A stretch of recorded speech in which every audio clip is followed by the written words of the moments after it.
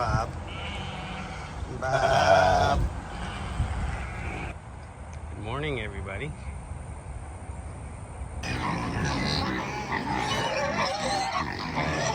We bought our farm here.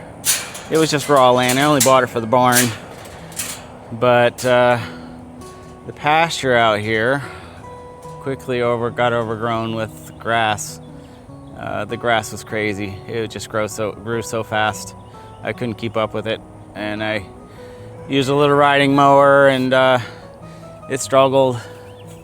Kept going through riding mowers because it was so tough to mow through the grass because the grass was so tall. And we've got 7.25 acres here. So I ended up buying a tractor and got the bush hog, and that worked pretty good. But still, it's not that I don't like mowing. I actually enjoy mowing. I just didn't like the having to, consuming the gas, consuming the oil. Takes half a day out here mowing it, and then I gotta weed eat around everything, and it's a pretty big task. It takes me all day at least. All these trees have to be mowed around and weed eat it around, and it gets overgrown very quickly. So I started doing some research into animals, natural ways that I could mitigate the grass. And I was originally thinking goats. I mean, that seems like the first go-to in this kind of stuff. It's just goats. Everybody says goats, but I got some goats. That was a pain in the butt. Holy smokes. They've always got 2 legs in the air, climbing on the fence, climbing on the cars, climbing on anything. They eat the barn, ate the siding off the barn, got into the barn after they ate a hole through it. And just start tearing everything up. Drive my tractor through the pasture. I stop the tractor to get off to fix something or do something, turn around, and the goats are up on the tractor. So they just didn't fit with what I had imagined for our farm. I really wanted something that was hands off, something I don't have to mess with too much. Really just something automatic, and that's everything. And it's not I'm lazy. I just man, there's a lot of stuff that I would love to be doing than cutting grass. So many better uses of my time, and so I finally settled on sheep.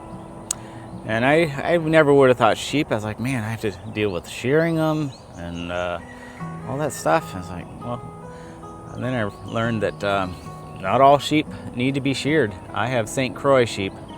They are, I think, the most hands-off sheep, and that's why I picked them. They're very parasite resistant. They're very resilient. They're good mothers. They can birth up to twice a year, and they often have twins and sometimes have triplets. So at that time, I wasn't thinking about all that. I just got the sheep. I got the first 3 sheep and put them out here, and I just got addicted to it. Just like chickens. I got a couple chickens, and next thing you know, I got lots of eggs, and a couple of my neighbors wanted some eggs. I gave them the eggs, and next thing you know, I'm selling eggs. So I went and got more chickens. You know how that goes. You'd never get just a couple chickens. It's very addicting. Well, it was like that with the sheep too. They're so friendly and calm and sweet and docile. And I was like, man, this is pretty cool. So then I thought, really wanted our land to work for us instead of us working for our land. That was really the ultimate goal once we got out here and got going with it. So the sheep worked with that. And then I got into the pigs. The pigs are a grazing pig. They help with the soil. They turn the soil a little bit. I got the coonies because they turn the soil, but not so aggressive.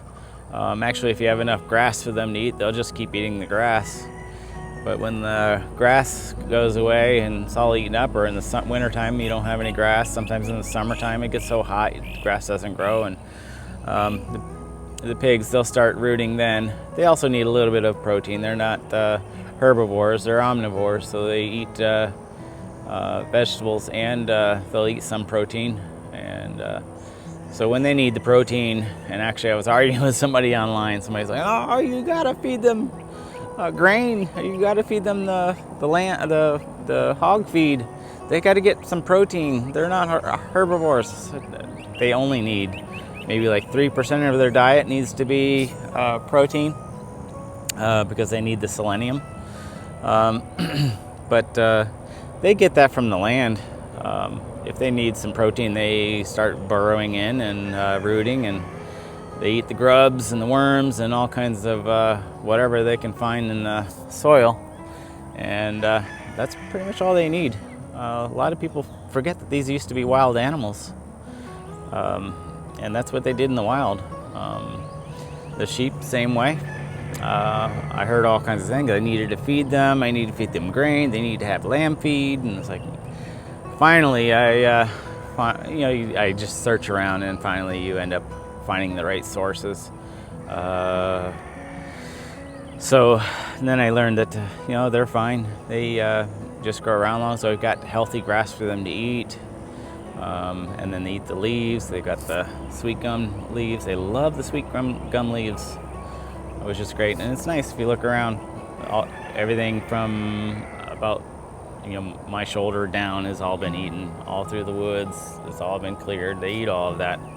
They clear all that for me. They're mowing my lawn and weed eating my trees for me. And I say I got the homestead over here.